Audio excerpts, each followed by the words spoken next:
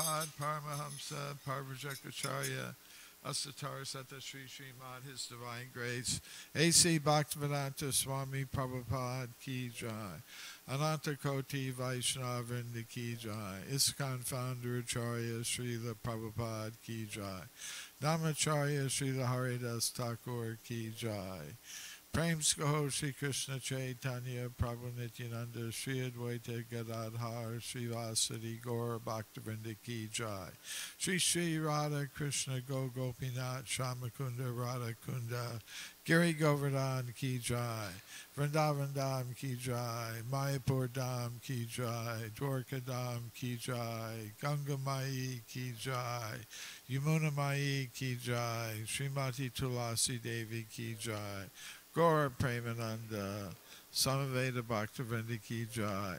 All glories to the assembled devotees. All glories to the assembled devotees. All glories to the assembled devotees. All glories to Sri Sri Guru and Gauranga. Glories to Srila Prabhupada. Namo Vishwadaya Krishna Vasaya Buddha. Srimati Bhaktivedanta Swami Namane Namaste Saraswati Devi. Gauravani Pacharne Nirvishesha Shanivali Pashtatana Chatarne.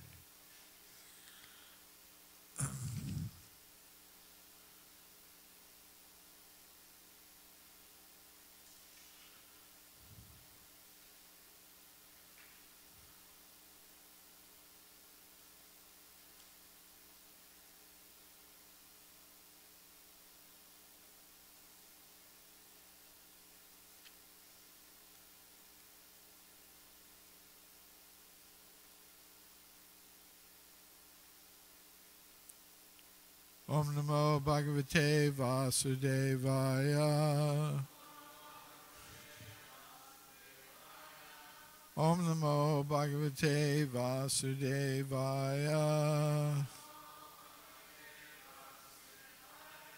Om Namo Bhagavate Vasudevaya. Srimad Bhagavatam, Canto 3, Chapter 5, Viduras Talks with Maitreya, Text 8. Yais Tattva Bedair Adiloka Nato Lokan Alokan Saha Lokapala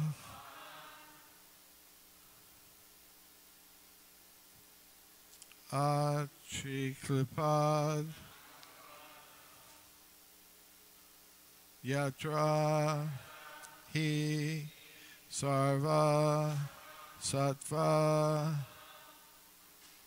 Nikaya Bedo Dikritaha Pratitaha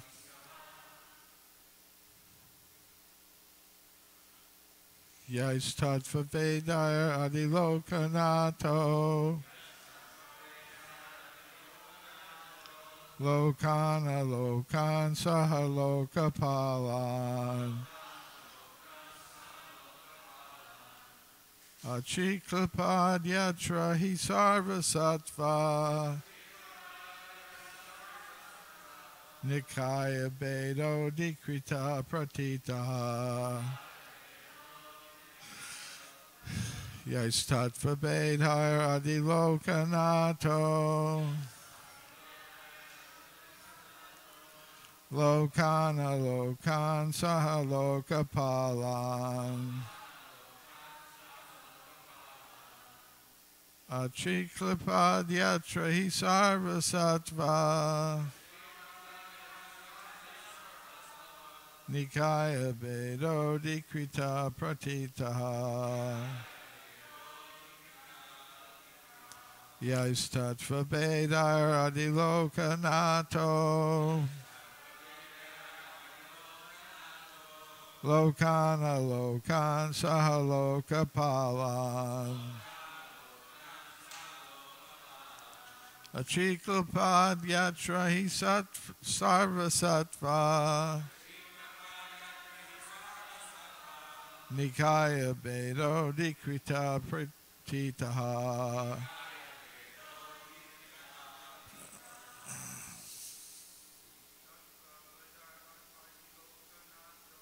Yastat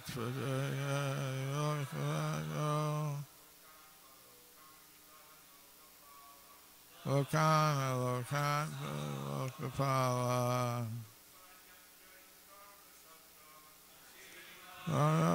Sarva Sattva Nikaya Bedo Dikrita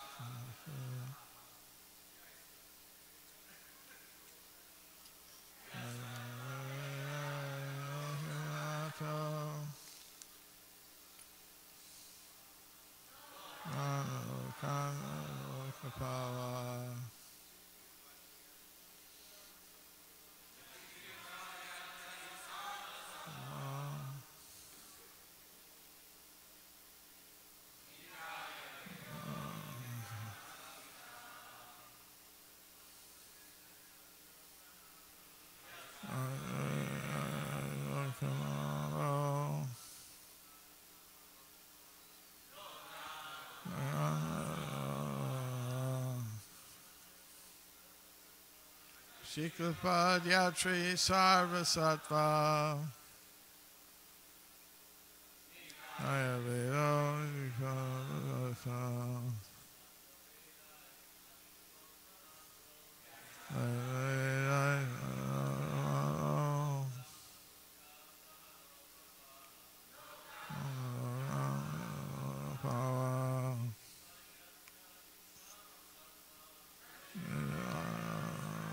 Sattva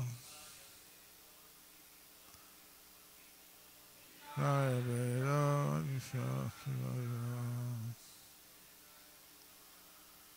Sattva Veda Adilokanato Lokapala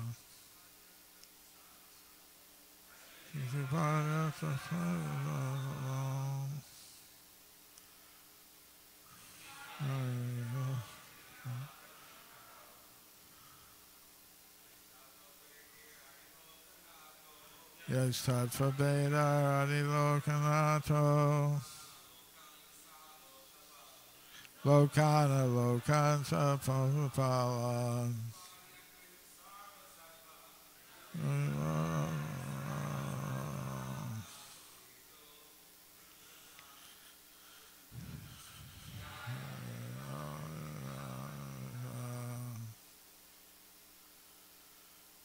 Vaishnavis.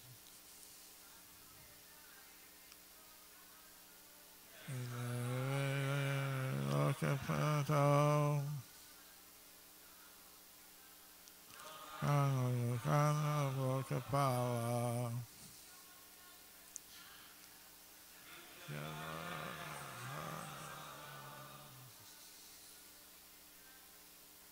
Kaya Bedo Bhagita Pratita Sattva Veda Adilokanato Kana Lokapala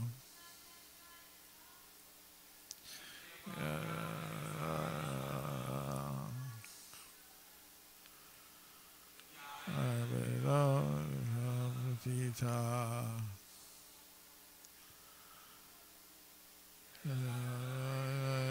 Lokapato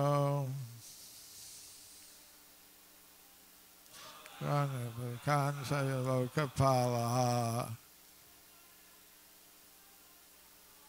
Chikapadya Traya Sarva Sattva Kaya Bedo Prasita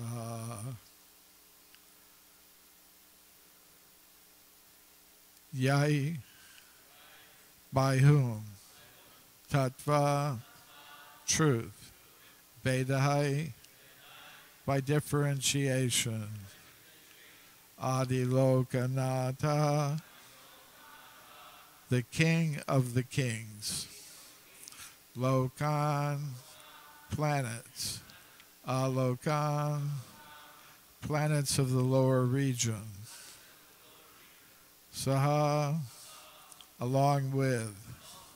Lokapalan, respective kings. Achiklupat, planned. Yatra, wherein. He, certainly. Sarva, all. Sattva, existence. Nikaya, living entities. Vedaha, difference. Adikritaha, occupied. Pratitaha, it so appears. Translation and purport by His Divine Grace, A.C. Bhaktivedanta Swami Prabhupada. Translation. The Supreme King of all kings has created different planets and places of habitation where living entities are situated in terms of the modes of nature and work, and He has created their different kings and rulers. Purport. Lord Krishna is the chief king of all kings, and He has created different planets for all kinds of living entities. Even on this planet, there are different places for inhabitation by different types of men. There are places like deserts, icelands, and valleys and mountainous countries. And in each of them, there are different kinds of men born of different modes of nature according to their past deeds. There are people in the Arabian deserts and in the valleys of the Himalayan mountains, and the inhabitants of these two places differ from one another, just as the inhabitants of the Icelands also differ from them. Similarly, there are different planets. The planets below the earth, down to the Patala planet, are full of various kinds of living beings. No planet is vacant, as wrongly imagined by the modern so-called scientists. In Bhagavad Gita, we find it said by the Lord that the living entities are sarva gata, or present in every sphere of life. So there is no doubt that on other planets there are also inhabitants like us, sometimes with greater intelligence and greater opulence. The living conditions for those of greater intelligence are more luxurious than on this earth. There are also planets where no sunlight reaches, and there are living entities who must live there due to their past deeds. All such plans for living conditions are made by the Supreme Lord, and Vidura requested Maitreya to describe this for the sake of further enlightenment. Om Jnana Timirandasya Gyananjana Shalakaya Chakshun Militam Yena Tasmai Shri Gurave Namaha. Shri Krishna Chaitanya Prabhu Nityananda Shri Advaita Gadadhar Sivasadi Gaur Bhaktivinoda. Hare Krishna, Krishna Krishna, Hare Hare, Hare Rama, Rama Rama, Hare Hare. So in this verse and purport, the different living situations of the conditioned souls who are scattered throughout this universe are being mentioned and described. Srila Prabhupada points out that even on this planet or even in this city, there are different living situations for different types of beings. Like in Los Angeles, you have Beverly Hills and places like that. And then you have places that are a lot less comfortable, in different neighborhoods. So the same arrangement is there for the whole planet. Srila Prabhupada describes in the purports the deserts, the ice lands, and the valleys and the mountainous country. So in my travels and in my life, I've lived in these different places. I lived in Iceland when I was in the Navy for a couple of years, so I got to experience that, the ice lands. Our family also lived in a desert area, El Paso, Texas. There was an Air Force base there my father was stationed at. So it's a desert country, and sometimes you get windstorms and sandstorms come, and you feel the sand stinging against your face, and you can't see anything hardly. So I've lived in the desert areas. Just recently I was at Mount Shasta in Northern California, where I was speaking at a conference. And there it's mountainous. This huge mountain, ice-covered mountain is up there. So there are all these different situations on this planet that people live in according to their karma, their past activities, and the arrangements made by the Supreme Personality of Godhead. And then there are not only different places on this planet, but on other planets as well. There are the planets of the demigods, where their lives are much longer than ours on this planet, and they have greater facility for material enjoyment. And then there are planets where the sun doesn't shine, the subterranean planets below Bhumandala. Those are described in especially the 5th canto of the Srimad Bhagavatam. So all these planets are inhabited, and Srila Prabhupada's mentioning that the so-called scientists, they think that this is the only planet that is inhabited, but in the Vedic universe, which is a consciousness-based universe, all the planets are inhabited. This is something that some modern scientists are beginning to accept.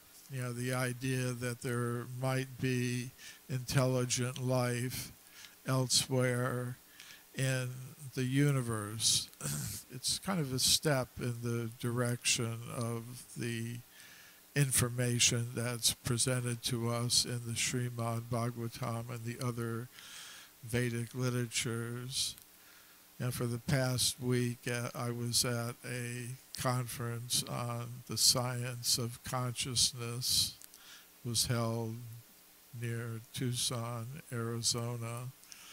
And one of the scientists that spoke there was a man named Avi Loeb, and he is head of the astronomy department at Harvard University.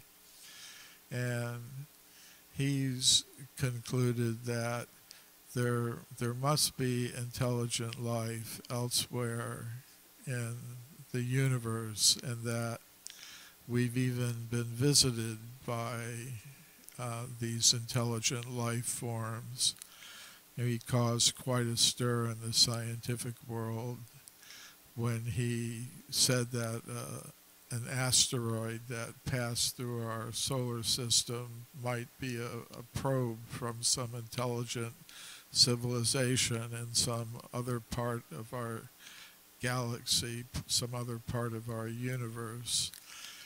And he was saying it's likely that they're more intelligent than we are, these other life forms. So it's kind of interesting how some scientists, in their own way, are beginning to understand things in the way that the Bhagavatam explains them. So, but we also have to keep in mind something that Krishna says in the Bhagavad Gita to Arjuna, Abrahma bhuvana loka punarvartana Arjuna. In the material universe, from the highest planet down to the lowest, they're all places of misery where there's birth, death, old age, and disease. Janma mrityu jara vyadhi dukkha dosh anudarshanam. It's explained.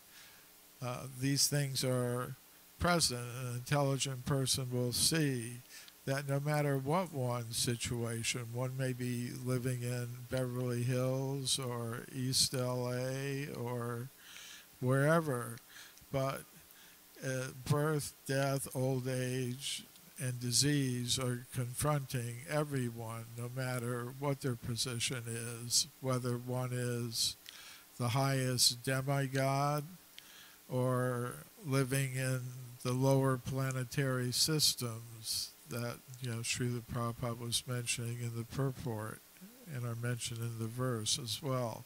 No matter where one's living in the material world, the situation is temporary and full of misery. Anityam asukam lokam. It's described in the Bhagavad Gita. So these different planetary systems are there. There's Svarga Loka, Bhuloka, and Patala Loka. There's this basic division of the material universe in three different areas. The heavenly material planets inhabited by the demigods and higher sages, and then there's the Martyaloka, the earthly planetary systems where life is very short. And then there are the lower planetary systems as well. And where one resides is basically decided by what one believes and what one values and worships. Yanti Deva Vrata Devan Pitrin Yantri Pitri Vrataha Bhutani Yanti Bhuteja Yanti Madhyajinopi Mam. Krishna explains in the Bhagavad Gita. The worshippers of the demigods, they go to the planets of the demigods. The worshippers of the Pitris, the forefathers, go to the planet of the forefathers. Those who worship the ghosts and demons, they go to the planets of the ghosts and the demons. And Krishna says, finally, and those who worship me come to my abode. And Krishna explained to Arjuna, Mamu Petya tu Kaunteya Punarjanma Navidyate. Those who go to my abode, the spiritual abode, the transcendental world, the Vaikuntha world, the central planet of which is Goloka Vrindavan, Krishna's eternal spiritual planet. Those who go there, they do not experience birth and death. Everything there is eternal. Na tad basite suryo na shashanka napavaka yadgadva ranivartante tadama paramam mama. So, Krishna says those who attain that abode, they don't come back to this material world and undergo that cycle of birth and death. So an intelligent person will try to achieve that goal. Tasyeva heto prayate kovido nalabyate yad prabhatamu paryada. An intelligent person will aspire and work to achieve this goal, which you can't find by going anywhere in the material universe, from the higher to the lower planetary systems. So this life of eternality, knowledge, and bliss, Satchidananda Vigraha, Ishvara Parama Krishna, Satchidananda Vigraha, Krishna and Krishna's abode and Krishna's eternal associates, which we aspire to, a position that we aspire to achieve, they're Satchidananda Vigraha. They're experiencing eternality, knowledge, and ananda. So this is the goal that's worth striving for, and our efforts should be in that direction. So this word loka, here it's being used in the sense of planet, but it also means the people who inhabit those planets, the people. So sometimes in Bhagavad Gita and the Srimad Bhagavatam, loka is used in the sense of location, and loka is also used to refer to the people or the population that lives in a certain location. We get our word location from this. So these locations and the types of the different kinds of living entities are both arranged by the Supreme Lord for a purpose. As Srila Prabhupada was mentioning, there's a plan. It's not that we're accidental beings in an accidental universe, as some so-called philosophers and scientists believe. Of course, that attitude is described in the 16th chapter of the Bhagavad Gita, Asatyama Pratishtam Te Jagat Ahur Anishvaram. You know, they think we're living in an accidental universe. There's no purpose to it. So there is a purpose. There is a plan for this universe. And if we understand that and we live in harmony with that plan that Krishna has made, then our human lives are successful. But if we ignore the plan, if people just proceed in their own way, then they make a mess of things and they don't achieve the goal, the real goal of life, which is to go back home, back to Godhead. So Krishna arranges for different places of residence for the living entities. He has a plan, and he also has the plans for the different kinds of material bodies. But he executes this plan through his assistants. He doesn't become directly involved in all the details of that. So in each universe there is a Brahma. And Brahma is a post, and it can be occupied by different souls if they're qualified. And if there's no one qualified, Krishna will take the position. But in our universe, there's a Brahma who is a soul like us, but a very qualified soul. And in the Srimad Bhagavatam, we see that Narada Muni inquires from Brahma how he creates all the different bodies and all the different planets where conditioned souls in different types of bodies can reside. And Brahma explains to him, actually, I'm just taking the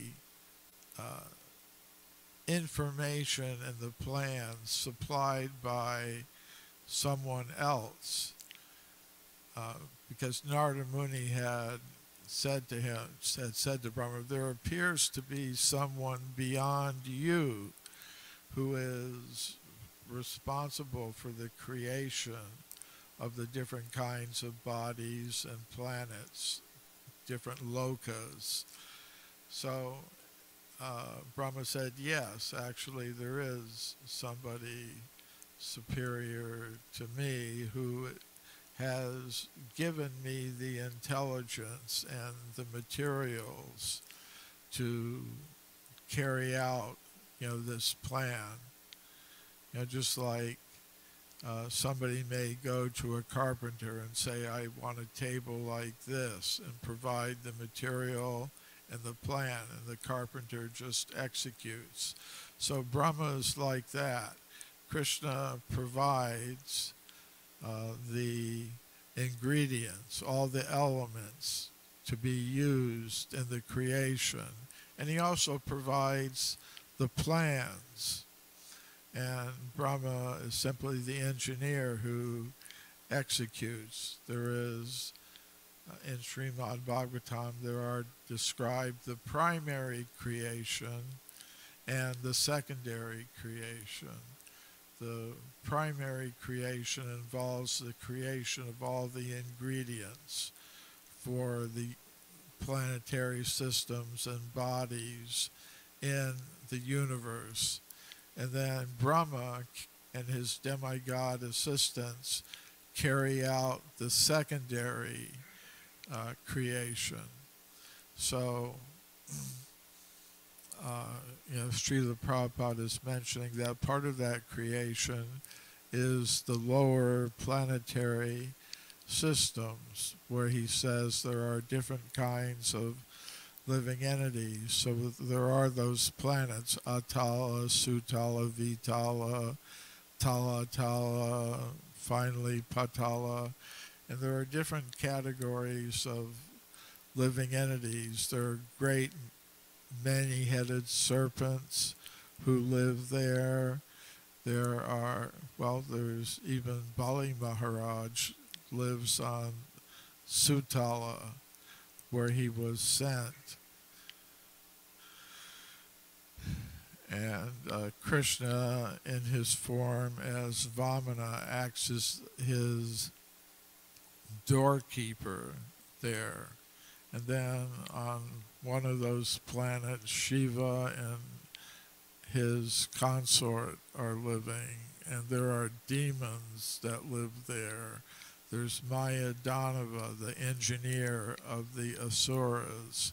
He lives in these lower planetary systems.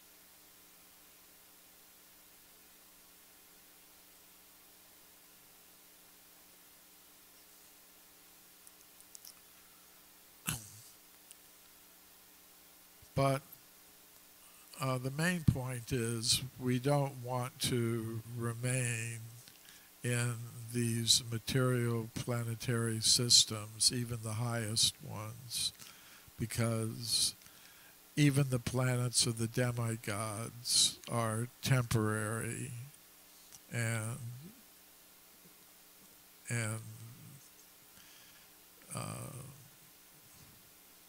we want to go back home, back to Godhead. So I'll stop there. Any questions or comments?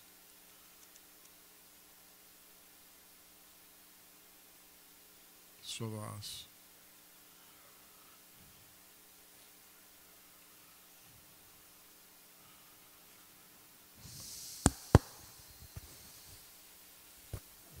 Thank you for a really nice class. As you were speaking, I just kind of thought about the different places that so many living entities are, and it's such a, a rare situation for them to ever get out of that particular situation that they're in.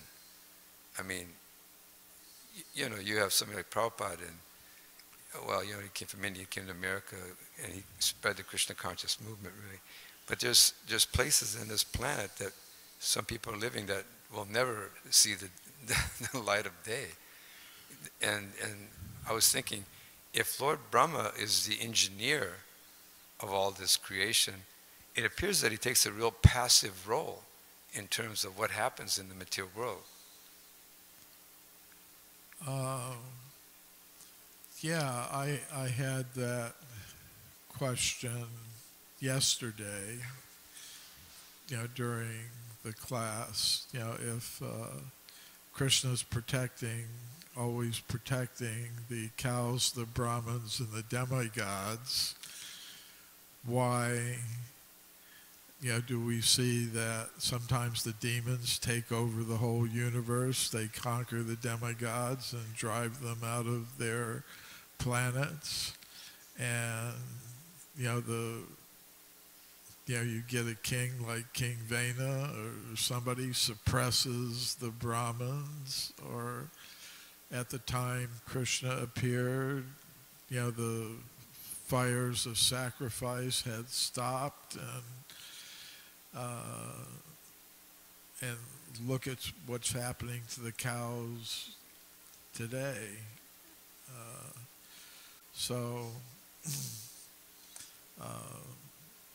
But ultimately, we always see that, okay, the demigods may be removed from their kingdom, their kingship, their lordship over their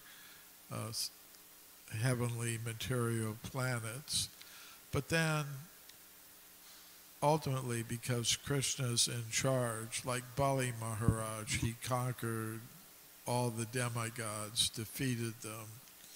And then Krishna came in the form of Vaman and took everything back and put Bali Maharaj in the Sutala planets. And then when the Brahmins are persecuted, then Krishna comes. What does he say? Parachanaya sadhanam vinashaya chadushkritam. He comes to protect the devotees, the Brahminical culture in particular, and the cows. So everyone will get their proper result. We may not understand exactly how it will happen. Like we read these descriptions in the Srimad Bhagavatam, how those who are involved in killing animals, especially the cow, the whole conspiracy will have to suffer, will suffer for it, the whole conspiracy. That means those who transport it, those who sell it, those who actually do the killing, those who eat it, they're all going to be vanquished and experience the reactions to their activities. So it can be puzzling, but ultimately there is a supreme controller. Krishna is ultimately in charge, and he will sort everything out eventually, and yeah, we see that. Yes.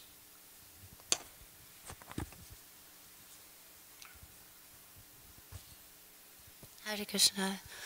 Yeah, I was thinking about this today, about the situation with the cows, and although a lot of people in this time are taking more responsibility for not participating in the mistreatment of cows by becoming vegan, at the same time, if there's no alternative or no other example, then cows would become obsolete, or will become more obsolete in the same way. For instance, like if you go back in history 200 years in this country or all over the planet, there were literally billions and billions of horses, donkeys, and other kinds of animals that did the labor for us, and transportation, for moving anything that needed moving, for doing any kind of building. All these animals were in demand, and so the population of these creatures was huge.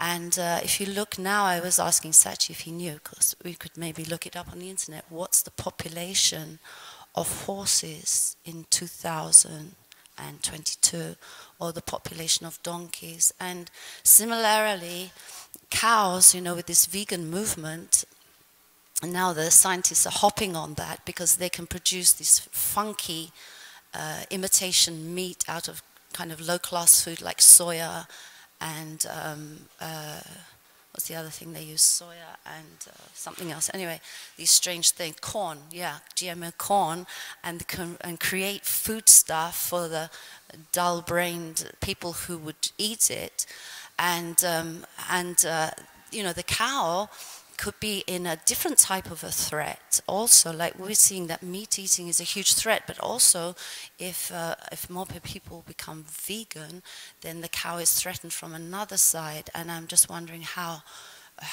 we could address that, because obviously we want to see more cow protection and more people protecting cows. And yeah, I think I said everything. Well, there's nothing but good can happen if we follow Srila Prabhupada's instructions. And that's not always easy. Like if we make a complete list of all Srila Prabhupada's desires and wishes, and for things that we do, we could probably, and we make a checklist and see as a movement if we've done or accomplished everything that Srila Prabhupada said he wanted accomplished. We'd probably find that as a movement we've fallen short on some things. So it's helpful to keep those things in mind. Like, for example, I'm part of a project, connected with the Temple of Vedic Planetarium, which is something that Srila Prabhupada wanted but hasn't completely manifested yet. So, we should keep in mind he did stress a number of things, like connected with cow protection and demonstration, varnashram, rural communities, and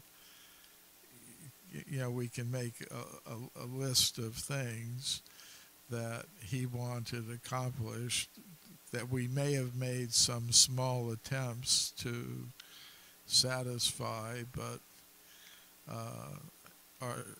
there still remains a lot to be done. And I think there are a lot of things like that, both in terms of what he wanted us to achieve individually as representatives of Krishna and Lord Chaitanya, in terms of our personal character and things like that. There are a lot of things he said we should do that perhaps we haven't done, and as collectively as a movement, there are also some things that remain to be accomplished. So that gives future generations of devotees, and many devotees today, something to aspire for. Srila Prabhupada ki jai.